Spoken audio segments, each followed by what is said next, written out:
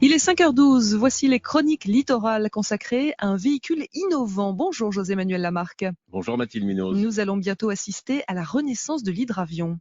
Avec Loïc Pochet, Mathilde, le fondateur de Calamalo Aviation, qui nous présente son futur hydravion pas comme les autres. Nous, l'avantage que l'on va avoir, c'est qu'au moment où on va sortir l'hydravion, notre 4 places amphibie, on sera prêt à recevoir une motorisation hydrogène dessus. Ça sera un avion à hélice.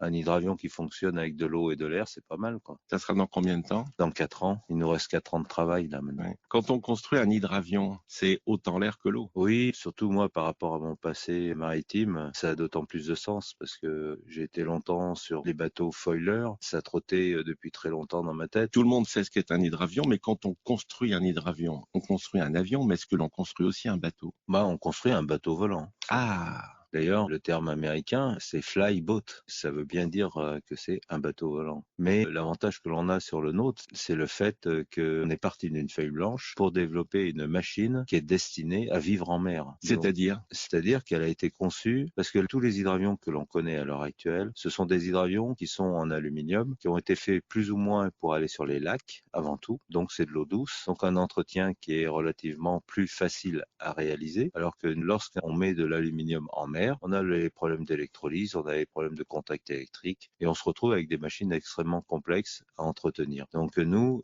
avons pris notre expérience maritime de course au large que l'on a transposée au monde de l'hydravion, vu qu'il décolle sur des foils comme les bateaux pour la prochaine Coupe de l'América. Notre hydravion, lorsqu'on va mettre les gaz, on sort de l'eau en 40 mètres, alors qu'un hydravion classique sort de l'eau en 800 mètres. Et dès que l'on a décollé, on rentre les foils comme on rentre en train d'atterrissage. Et de cette façon-là, on a fait vraiment un hydravion qui est né de la mer, qui est né pour aller en mer. D'ailleurs, il s'appelle le Morgan. Et Morgan, ça veut dire né de la mer. Ça fait penser au Catalina qui avait les roues rétractables. Effectivement, ouais. C'est une bonne comparaison. Et ça, c'est aussi unique, c'est qu'on a les ailes qui sont repliables. De cette façon-là, avec le moteur, on peut plus facilement accoster avec les ailes repliées. Bien sûr, s'il y a peu ou pas de vent du tout, quoi. On accoste vraiment comme un bateau. Et vu que c'est un hydravion qui est bipoutre, c'est-à-dire qu'il a 2 queues à l'arrière. Et c'est comme un catamaran, en quelque sorte. Et c'est prévu pour quelle utilisation? Alors, nous avons 2 gammes de clientèle. On a le grand public qui va s'en servir soit pour aller chercher des personnes à l'aéroport. Mais quand vous dites à l'aéroport, Parce qu'il est amphibie, c'est-à-dire qu'il a un train d'atterrissage. J'ai toujours dit que l'hydravion amphibie, c'est la liberté absolue, quoi. les autres utilisations Sans rêve. prévues, Alors les autres utilisations prévues, c'est la surveillance, c'est du transport de fret rapide. Nous, on a déjà une commande pour l'avoir en drone. L'hydravion, il va décoller, se poser, tout est programmé, mais en drone, sans pilote. Et ce qui fait plaisir, c'est que c'est pour la protection de l'environnement en plus. On va servir à quelque chose. C'est-à-dire que sous le drone, on va faire des captations soit de température, soit de qualité de l'air, soit de qualité d'eau en amérissant, soit de la photographie aérienne spécifique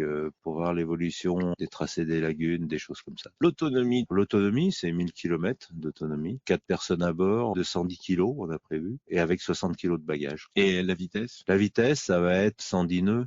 110 nœuds, 110. on multiplie par 1,8. Ça fait 210 km/h. Est-ce que la France, entre guillemets, est au rendez-vous de ce projet d'hydravion? Non, et d'ailleurs, j'en suis vraiment déçu. Qu'est-ce qui se passe? On a un gros souci en France, c'est que le monde de l'industrie ne fait pas rêver, que nos investisseurs, ils investissent sur du court terme. Ils veulent de la rentabilité à court terme. Et un projet comme le mien, c'est 10 ans de travail avant d'arriver à faire quelque chose. On n'a pas la même vision de l'horizon, quoi. Depuis ma plus tendre enfance, j'ai toujours eu les pieds dans l'eau et la tête dans les nuages. Merci Loïc Pochet. Toutes les informations concernant l'hydravion Morgan à hydrogène sont à retrouver sur le site des Chroniques Littorales sur France Inter.